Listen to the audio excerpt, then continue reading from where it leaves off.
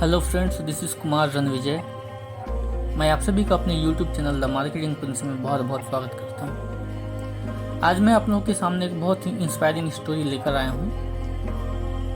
चलिए कहानी की तरफ चलते हैं। हमारे समाज में सालों से जात और धर्म का बहुत बड़ा प्रभाव रहा है। इस भेदभाव के कारण दलित समाज में पैदा हुए लोगों को सालों तक अन्याय और मुश्किलों का सामना करना पड़ा। ये कहानी है महाराष्ट्र में जन्मे एक दलित परिवार में जन्मे एक लड़की की। सिर्फ दलित समाज में जन्म लेने के कारण ही उसे अपने जीवन में हर मोड़ पर कई प्रॉब्लम्स को फेस करना पड़ा। 12 साल की उम्र में उसकी शादी उससे 10 साल बड़े लड़के से कर दी जाती है। ससुराल मुंबई जैसे बड़े शहर में होने के कारण वह अपना छोटा सा गांव छोड़कर मुंबई आ जाती है। उसका ससुराल मुंबई की एक झोपड़पट्टी में था, पर जैसा उसने सोचा था उतना सुंदर और सुखी शादीशुदा जीवन उसके नसीब में नहीं था। ससुराल में उसके ऊपर पूरे घर का काम करने की जिम्मेदारी थी। 12 साल की उम्र में एक बच्चे जब खिलौने से खेलते हैं, वह लड़की 10 से 12 लोगों का खाना बनाया करती थी। इसके अलावा घर के सारे काम किया करती थी। काम ठीक से न होने के कारण ससुराल वाले उनको कभी बुरा भला भी कहते थे।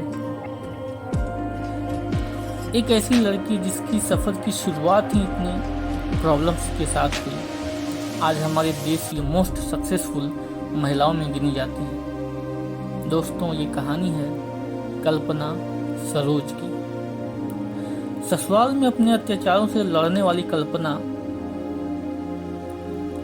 जब उनके पिता कल्पना से मिलने के लिए आए, तो अपनी बेटी को पहचान न पाए।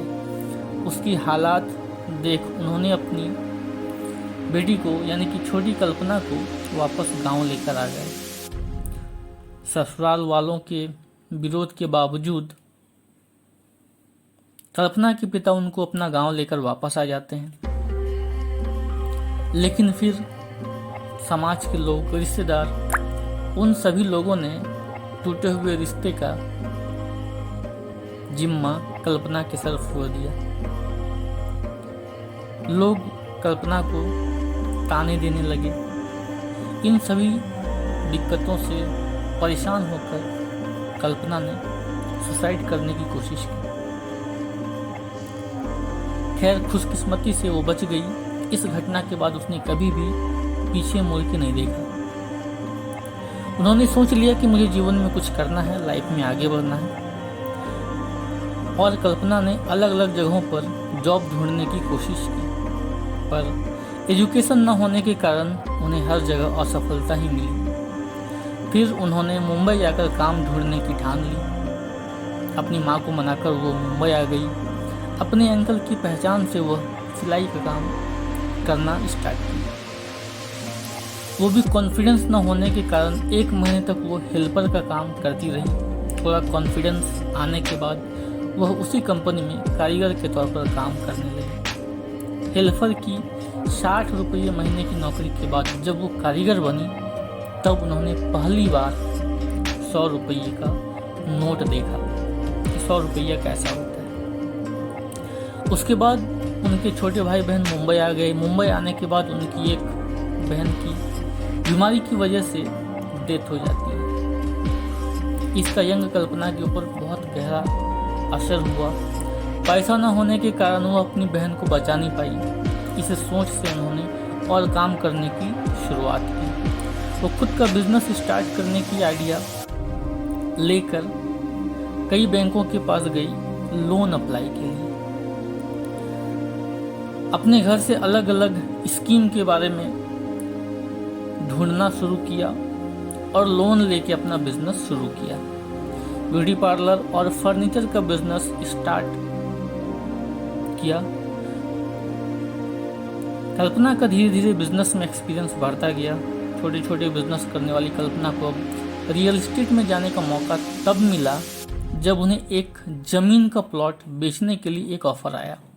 अलग अलग जगहों से पैसा कलेक्ट करके कल्पना ने लाख रुपये जुटाए और वो प्लॉट खरीद लिया।